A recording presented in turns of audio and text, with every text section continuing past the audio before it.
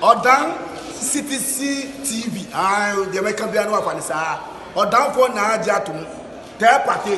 What I say, what Jatum? Tell party Jatum. Odan for Jimudi. Monty Tumu. City TV. COMOAKU.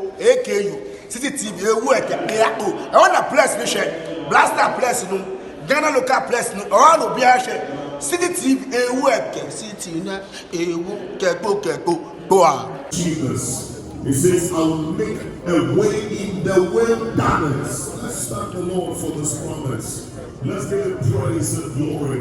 The dawn of this era, when the supernatural God says, I will do what man cannot do, what eyes have not seen.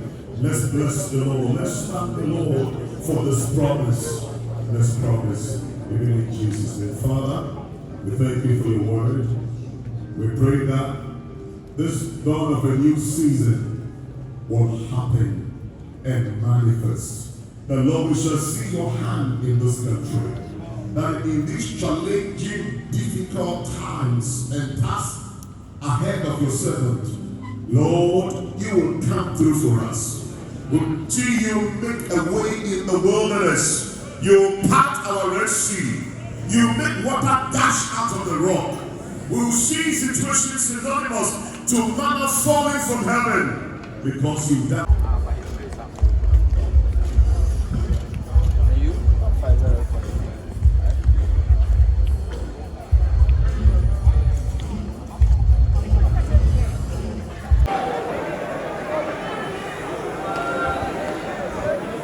On the vexed issue of the National Cathedral, the Commission on Human Rights and Administrative Justice directed government to audit the project and investigate any misuse of public funds.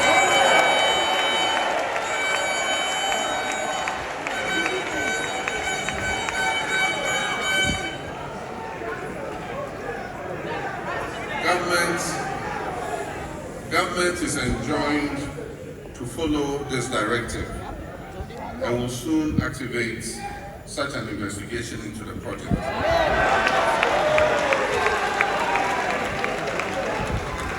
But on the future of the project, the cathedral, I believe that all of us as Christians must forge a consensus on how to achieve such a project without recourse to public funds.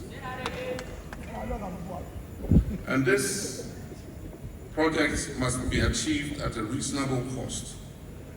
In the current circumstances that Ghana is going through, it makes no sense to achieve such a project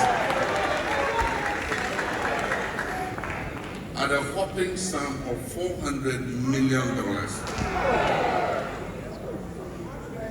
I am informed that the National Ecumenical Center in Abuja, which is used by all Christian faith in Nigeria, was built at a cost of $30 million.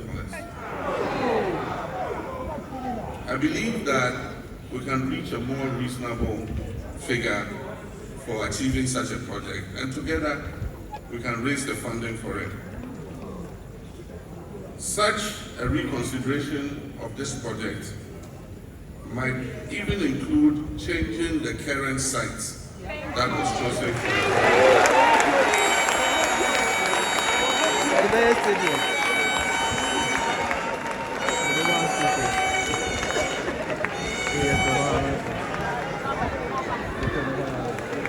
I leave the rest to any such future consultation that we will have as the body of Christ. As leaders, we are called to serve with integrity and accountability. And Proverbs 29, verse 2 reminds us, and I quote, "When the righteous are in authority, the people rejoice."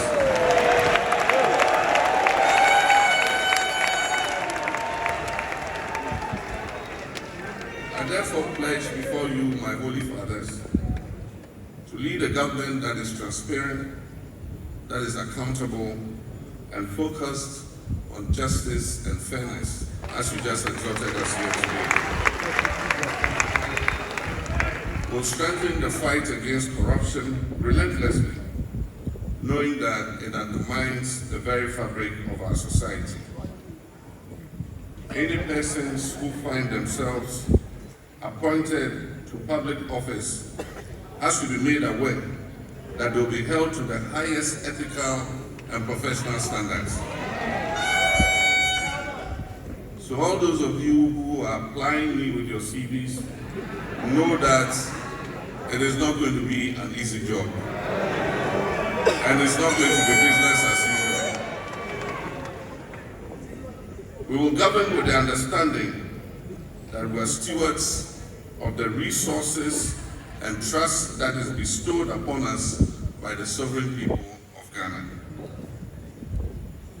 In Genesis 2, verse 15, the Bible says, and I quote, "The Lord God took the man and put him in the Garden of Eden to work it and take care of it." This verse therefore reminds us of our duty to be good stewards of our nation. We should take Ghana as the Garden of Eden, and that God gave us a charge to work our country and to take care of it. We will work diligently to restore our economic prosperity. We will work diligently to promote sustainable energy and protect our environment. We will ensure the equitable distribution of resources so that all Ghanaians can benefit from the bountiful blessings that God has given us. The challenge... Do you know who is coming? With a loud shout and a voice. Let's make it work out. Nasi!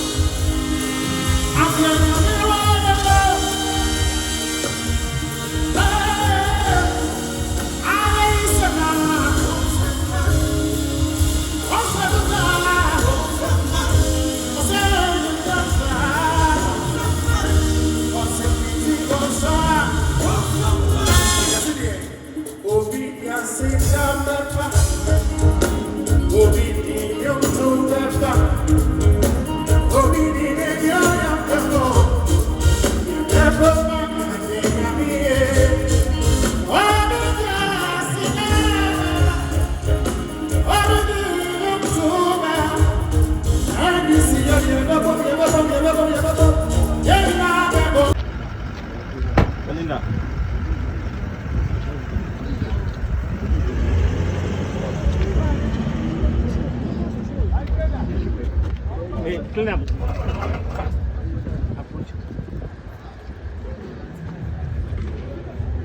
Yeah, let's go. Let's go. Thank you. So I would want to go. Thanksgiving. It's something that we must learn from as human beings, that when God does something for you, you have to come and say thank you. Because when you look at the story of the 10 lepers, it says that 10 of them were healed, but only one came back to give thanks, and only that one was made whole. There's a difference between healing and being made whole. And so coming back today is to say to God, thank you, and then to ask Him to steer and shepherd the sheep of governance over the next 4 years. It's one thing winning an election, it's another thing delivering.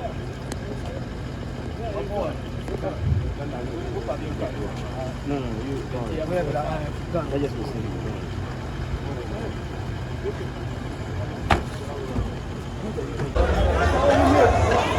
Kata, Lucia. Hello, sir.